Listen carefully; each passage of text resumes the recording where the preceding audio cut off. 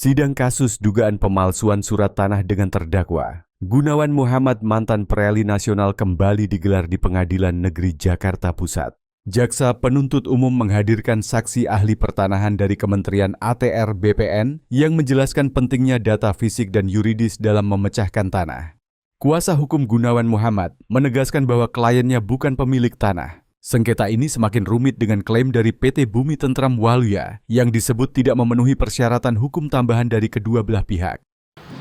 Terkait dengan perdebatan yang menyebut tanah bekas Eigendom, ini sudah jelas bahwa itu adalah statusnya menjadi tanah yang dikuasai langsung oleh negara. Kemudian ada tanah milik adat. Memang dari dulu belum tidak dikenal tanah milik adat, tetapi dengan adanya Undang-Undang Nomor 5 Tahun 60 Pasal 5 bahwa hukum agraria sekarang ini adalah berdasarkan pada hukum adat, sehingga perlu ada suatu statement pengakuan penghormatan terhadap kepemilikan adat atau ulayat.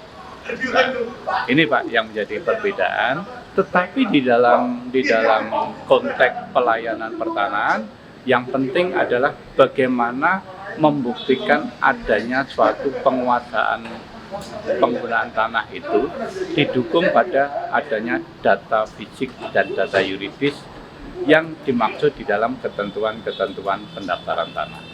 Kasus pemalsuan surat tanah ini memang memunculkan tanda tanya besar. Sebagai pihak yang diberi kuasa untuk menjual tanah oleh ahli waris, seharusnya tanggung jawab utamanya hanya sebatas transaksi jual-beli, bukan pada status kepemilikan lahan.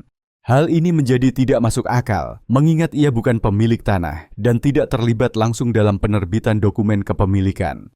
Ditambah lagi, masa penahanannya yang telah habis juga menimbulkan pertanyaan soal keabsahan proses hukum yang dijalankan. Jika masa penahanannya telah selesai, secara hukum, terdakwa tidak boleh ditahan lagi, kecuali ada perpanjangan dengan alasan yang sangat kuat. Hal ini menjadi isu penting yang perlu dicermati, baik dari sisi keadilan hukum maupun prosedur pengadilan. Kasus ini mengindikasikan adanya kemungkinan misinterpretasi atau bahkan ketidaksesuaian antara fakta hukum dan dakwaan yang diangkat. Penegasan sebagai kuasa jual, bukan pemilik tanah, menjadi kunci utama dalam membuktikan bahwa Gunawan Muhammad tidak seharusnya dijerat dengan tuduhan ini. Sama-sama kita dengar bahwa kesaksian tadi saksi ahli yang dalam hal ini saksi ahli pertanahan, ya, beliau menjelaskan tadi secara teoretikal sekali ya tentang Eigendom perfounding, tentang tanah adat. Nah, intinya apa yang disampaikan walaupun secara teori sekali, ya, itu sangat sejalan dengan apa yang kita sampaikan dengan mengajukan fakta-fakta yang terungkap dalam persidangan sebelum-sebelumnya. Jadi kami melihat bahwa apa yang disampaikan saksi itu ya, justru memperkuat apa yang telah kami upayakan untuk membuktikan bahwa klien kami tidak bersalah. Saksi ahli ini menyatakan bahwa dengan dibatalkannya SPPT itu tidak menghapus hak keperdataannya.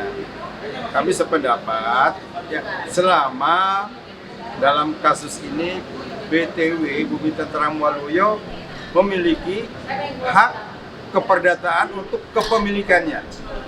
Tapi kita semua tahu bahwa hak keperdataan kepemilikan daripada Bumi Tentram Waluya itu adalah berdasarkan pengajuan ya Eigendom perfounding 15550 dan untuk 15550 itu sendiri itu dalam persidangan sebelumnya ya pihak BPN sudah mengklarifikasi bahwa mereka dalam hal ini BPN tidak pernah bisa menentukan bahwa tanah itu adalah tanah barat.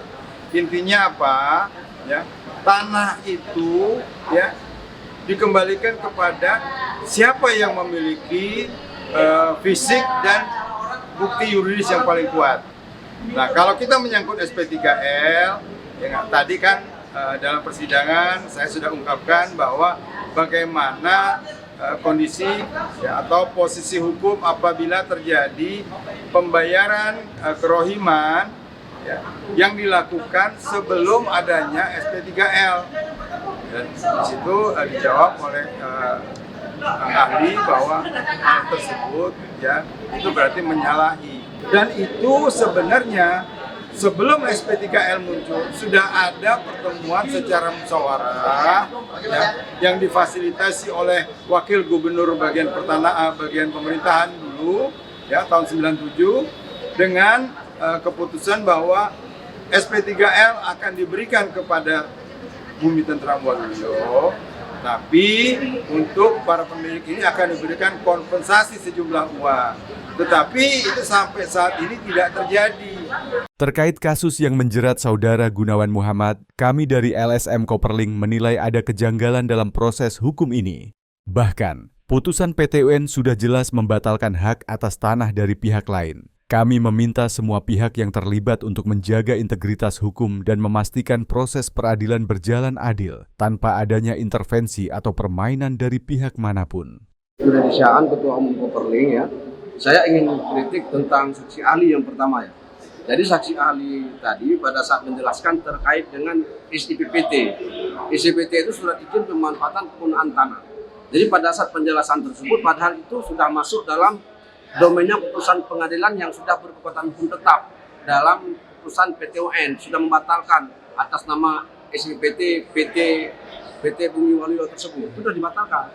Kalau semua sudah dibatalkan oleh putusan pengadilan tun, tentu semua apa yang ada di situ itu tidak ada lagi haknya di situ, sudah hilang hak keberdayaannya. Sebenarnya begitu. Jadi penjelasan dari ahli tadi itu nggak konkret, jadi membingungkan semuanya. Jaksa mendengar bingung, hakim apalagi. Karena sudah ada putusan berkekuatan hukum tetap, ini persoalannya. Karena putusan pengadilan itu dari PT UN itu menyangkut dengan administrasi. Sementara di objek tersebut belum ada status kepemilikan. Status kepemilikan itu untuk memperoleh sertifikat itu hasilnya kan dari administrasi, bukan dari katanya-katanya. Jadi tadi saksi ahli dalam menjelaskan hal tersebut itu hakim saya lihat sempat bingung kan. Bagaimana dia bisa menguburkan putusan PT UN yang sudah inkrah, sementara penjelasan dia masih ada hak keperdataannya. Ini yang jadi persoalan tadi.